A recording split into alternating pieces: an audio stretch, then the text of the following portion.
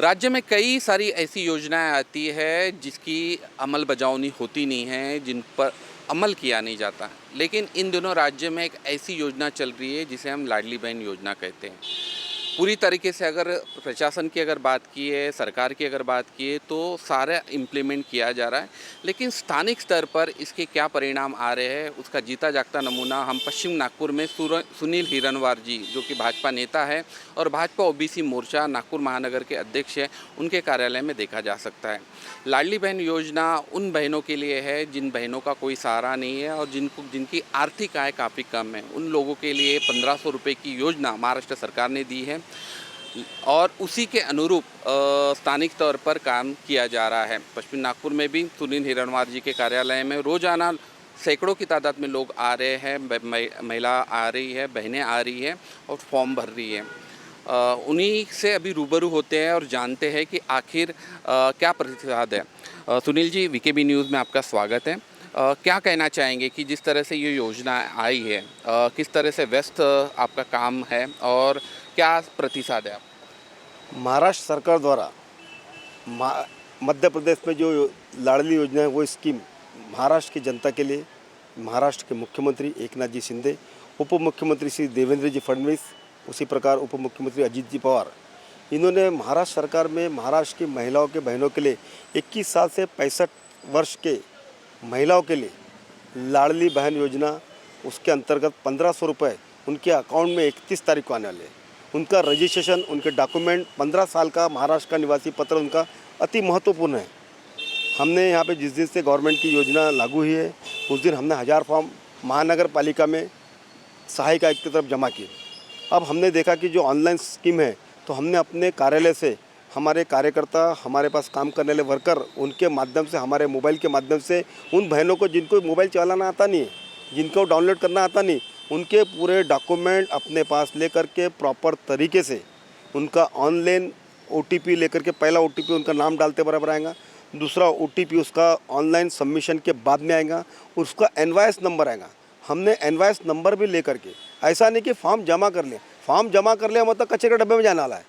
लेकिन मैंने जो मेरे कार्यालय से चला है अभियान, 800 से 1000 लोगों के जो फॉर्म है ऑनलाइन तरीके से, मेरे यहाँ के भारतीय जनता पार्टी के कार्यकर्ता, मेरे सहयोगी, जिन्होंने कार्यालय में आकर के कंटिन्यूशन में अपना समय दे रहे, यहाँ के भाजपा के महिला आघाड़ी के कार्यकर्ता है, वार्ड के पदाधिकारी है, जो शहर में काम करते, उन्होंने भी 2 दिन तो हमने स्कीम मुहिम चलाई थी। घर चलो अभियान अंतर्गत हमने पश्चिम नागपुर में और शहर के अंदर जो स्कीम चली उसके आधार पर यहाँ पे कैंप लगाए 3 दिन में भी लोगों ने बड़े उत्साहपूर्वक ये किया। अब लोगों को समझ में आया डॉक्यूमेंट की क्या क्या पूर्तता लगने वाली। 15 साल का उसका डॉक्यूमेंट जरूरी है। अगर महिला का 15 साल का नहीं है, विवाह होकर यहाँ पे महाराष्ट्र में आई है, उसके हस्बैंड का भी इलेक्शन कार्ड 15 साल का पुरावा उसका होना चाहिए। गवर्नमेंट ने जो नियम लगाया है उसके अंतर्गत हम महिलाओं का डॉक्यूमेंट जमा किए, ऑनलाइन जमा हो गया है। अब ऑफलाइन अभी कलेक्टर ऑफिस या सहायक आयुक्त को मैं देने वाला हूँ। ये मेरा पूरा रेडी बंच है। अभी आज या कल पूरा उसका अपडेट करा के उसकी बाकायदा लिस्टिंग की अपने, उसका नाम, उसका नंबर, मोबाइल नंबर, उसका इनवॉइस नंबर और रजिस्टर्ड का वो नंबर, उसका जो उसको आना ही है। अगर कुछ त्रुटियाँ होंगी तो वो चेक करेंगे और कटेगा। लेकिन करीब करीब हमने ऑलरेडी जो महिला है, पात्रता है, उस लायक है, जो उनकी 2.5 लाख से कम इनकम है, उनको बताया गया, उनका देखा गया, उनको समझाया गया। जिनके राशन कार्ड में 2.5 लाख के ऊपर की इनकम है, उन महिलाओं को हमने बोल दिया सरल तरीके से, आपका जमेगा नहीं। जो पेंशनधारी है उनको हमने बतला दिया कि आपका जमेगा नहीं। जिसका इनकम ज़्यादा है, ऐसे कई लोग आए जो इनकम ज़्यादा है, उनको भी लगा कि हमको भी इस योजना का लाभ मिलना चाहिए, लेकिन वो लाभार्थी हो नहीं सकते क्योंकि उनको इनकम महाराष्ट्र शासन ने निर्धारित किया है 2.5 लाख रुपये। 2.5 लाख के ऊपर जिनकी इनकम है उनका हमने देखे डाटा। कुछ लोग ऐसे थे, समझ में आ रहा मुझे, जिनके घर में कार है, जिनके घर में प्लाट है, ऐसे लोग भी आए हैं।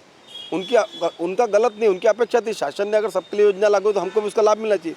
लेकिन जो लाभार्थी नहीं हो सकते, ऐसे लोगों को हमने समझा दिया सरल तरीके से, हम उसका लाभ ले नहीं सकते। हम तो आज संपन्न, हम तो टैक्स पेयर लोग, हम तो सक्षम लोग हैं। जो शासन ने गरीब मध्यम वर्गीय परिवार को, विधवा महिलाओं को एक गवर्नमेंट देती है, ज्येष्ठ नागरिकों को मदद मिलता है उनको ट्रैवलिंग के लिए, उसी प्रकार यहाँ पर लाडली बहना के माध्यम से एक 21 से 65 वर्ष की योजना के लिए जो महाराष्ट्र शासन ने इम्प्लीमेंट किया है, मैं महाराष्ट्र शासन का बहुत बहुत धन्यवाद करता हूँ। क्योंकि उन्होंने बोला है जिनके ऑनलाइन फॉर्म रजिस्टर्ड हो गए 31 तारीख तक जिन लोगों का अपडेट हो जाएगा, फास्ट प्रक्रिया तरीके से काम चालू है। महानगर पालिका में उसकी मुहिम चालू है, उसके फॉर्म जमा करना चालू है। 1,10,000 अभी तक के फॉर्म नागपुर महानगर पालिका में जमा हो गए ऑनलाइन तरीके से, ऐसा देखने में आया है। तो हमारे टीम भी और जनरल लोग भी, हर समाज, हर जाति, हर वर्ग के लोग उसका फ़ायदा ले रहे हैं, क्योंकि शासन ने सभी के लिए लागू किया है कि ऐसी कोई पर्टिकुलर समाज जाति के लिए नहीं। और मैं शासन का बहुत बहुत धन्यवाद करता हूँ, क्योंकि ऐसी योजना ला करके एक सहारा, एक बहन को मदद, एक सहयोग की तरफ से उन्होंने निर्देश दिया है और शासन उसकी ओर अग्रसर होकर काम कर रहा है। मैं महाराष्ट्र शासन का तहे दिल से धन्यवाद करता हूँ। और जो महिलाएं जिनको समझ नहीं आ रहा है, मेरे धर्मपेट टांगा स्टैंड में मेरा कार्यालय है, वहाँ से मुझे संपर्क कर सकते हैं और मेरे से सहयोग लेकर के अपना फॉर्म ऑनलाइन भरवा सकते हैं। क्योंकि जहाँ पर केंद्र में जो महिलाएं काम कर रहे हैं, आंगनवाड़ी सेविका बोलो या सहायक आयुक्त में जो लोग बैठे हैं, उनके द्वारा उतना हो नहीं रहा। लाखों की तादाद में लोग आ रहे हैं, फिर भी अभी 1.5 लाख लोग अभी रजिस्टर्ड करने के बाकी है, जिन्होंने उसका लाभ लेना चाहिए। क्योंकि 31 तारीख का जो डेडलाइन दिया गया है, 31 तारीख को उनके अकाउंट में अगर जिनका अपडेट हो गया है, ऐसे लोगों को मिलने वाला, तो उनका लाभ उन्होंने लेना चाहिए। हिरनवार जी, अगर बात की जाएगी योजनाओं की, इसके पहले भी कई सारी योजनाएं सरकारें आई, सरकारें बदलती गई, लेकिन लाभार्थियों तक वो योजनाएं पहुंच नहीं पाती। पहली बार राज्य में ऐसा कुछ समीकरण दिख रहा है कि जो योजना लाई गई है, ठीक है, उसमें बढ़ चढ़कर स्थानिक जनप्रतिनिधि, स्थानिक नेता, स्थानिक कार्यकर्ता, वो चाहे भाजपा के खेमे से हो या फिर एनसीपी के खेमे से हो, अजित पवार गुट के, या फिर शिवसेना शिंदे के खेमे से हो, वो सब लगे हुए हैं। कई जगह तो कांग्रेस के भी कुछ लोग सपोर्ट कर रहे हैं सारी चीज़ों को देखते हुए। ये पहली बार ऐसा हुआ है कि लाभार्थियों को इसका लाभ दिलवाने के लिए स्थानिक तौर पर काफ़ी मेहनत की जा रही है। आपके कार्यालय में भी ऐसे अब तक कितनी महिलाओं का आपने यहाँ पर पंजीकरण करवाया है और महिलाओं में किस तरह की खुशी है? पहली बार तो हमने 1000 फॉर्म, हमने धर्मपेट जोन नंबर 2 वहाँ पर 1000 फॉर्म जमा किए ऑफलाइन।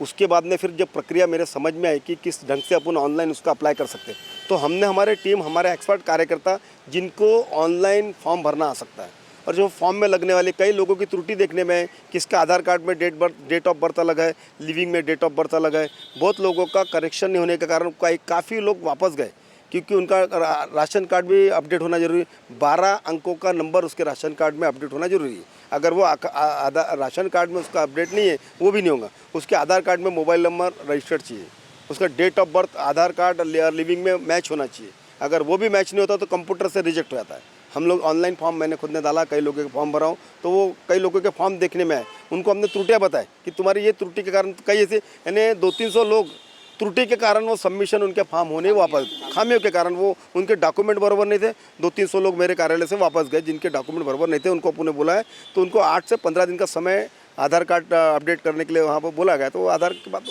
हो जाएगा, उस दिन आएंगे वो। पश्चिम नागपुर में किस तरह का आलम है? यहाँ पर किस तरह की महिलाएं आ रही है आप तक पहुँचने के लिए, और जैसे जैसे पता चल रहा है क्या महिलाओं में ये जो महिलाएं मध्यम वर्गीय परिवार से आते हैं, उनको आवश्यकता है, वो चाहते हैं कि भी कोई ना कोई एक मदद का हाथ होना चाहिए। आज महाराष्ट्र शासन ने एक मदद का हाथ, 1,500 से होता कुछ नहीं है। महंगाई का दौर है, कोई भी गवर्नमेंट आएंगे तो महंगाई तो बढ़ते रहेंगे, दर 8%, 5% जैसा दर उसका है वो तो बढ़ते रहेंगे, वो कोई नहीं रोक सकता। लेकिन एक अपेक्षा जो लेकर के महिलाओं को लगता है कि हम, अगर हमारा काम नहीं है, ऐसे लोगों के लिए उन्होंने किया है। महिलाएं खुश है, उनको लगता है कि शासन ने एक अच्छा काम किया है, सराहनीय काम है, इसलिए वो खुश है। विपक्ष कहीं न कहीं इस लाडली बहन योजना पर सवाल उठा रहा है, पॉलिटिकली बहुत सारे जवाब आ रहे हैं विपक्ष की तरफ से, क्या कहना है? पॉलिटिकली कांग्रेस पार्टी बोलती कुछ है, करती कुछ है। उनके द्वारा सब में पहले लाडली बहन के बैनर उन्होंने ही लगाया और उनके कार्यकर्ता स्फूर्ति से भरना चालू कर दिए। हमारे कार्य हम तो बाद में चालू किए, लेकिन कांग्रेस ने उसका लाभ लेने के लिए अपनी टीम को ला करके चालू करके अपना, और वो योजना का लाभ लेने तैयार है। अपने कार्यकर्ता, अपने उनसे रिलेटेड लोगों को फायदा दिलाना चाहता है, लेकिन यहाँ शासन का विरोध भी करते हैं। पार्टी ने कार्यकर्ताओं को भी बिजी कर दिया। आप जैसे महानगर के अध्यक्ष हैं आप ओबीसी मोर्चा के, क्या कहेंगे?